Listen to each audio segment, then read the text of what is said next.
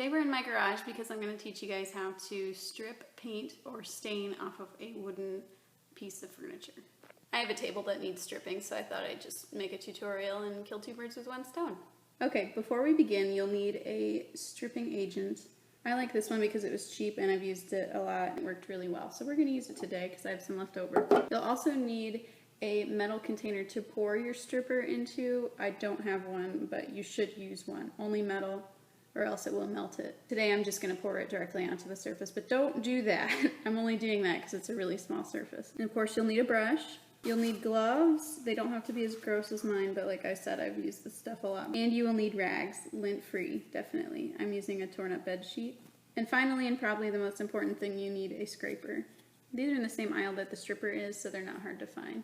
You're also going to need something to cover your eyes and make sure you're in a well-ventilated area. I'm in the garage with the garage door open, so I should be okay. Okay, let's get started. Okay, so you want to shake your stripper real good. And then slowly open the lid because it's got some pressure in there. Like I said, you shouldn't pour directly on the surface like I'm doing, but it is a very small surface. And I've done this before, so I trust myself not to mess it up. So you should start by doing an area that's only a foot by a foot at a time. This area is only about 1.5 feet by 1.5 feet, and it's a circle. So I'm just doing the whole thing at once. Make sure you get a lot of the stripper on the surface and spread it out evenly.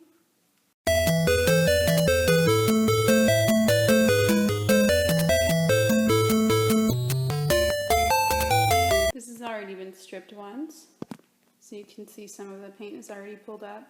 It will probably take you more than one coat. I usually put the dirty paintbrush in a tub of water just to get some of the paint and stain that comes up into the brush off of it in between uses. Okay, now we wait at least 15 minutes, but it might be good to go longer since this is really thick paint. Okay, it's been 20 minutes, so now we're going to scrape the paint off, hopefully.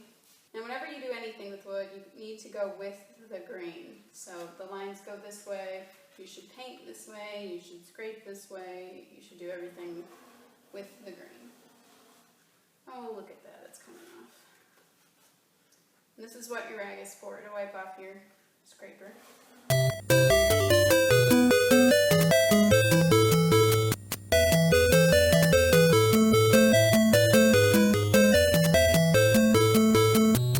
If I was going to stain this or paint this any other color than black, I would recommend doing another coat, at least one, maybe two. But I'm actually going to be painting this black again, and all the paint that you can see that's still on there is the new paint that I tried to paint the other day, and it looked like crap, so I realized I needed to strip the original paint before I painted. It's so thin, I'm just going to see if that'll sand down. Once you're done stripping, you should sand it. I would recommend using a power sander just because it's so much easier, so borrow one if you can't buy one.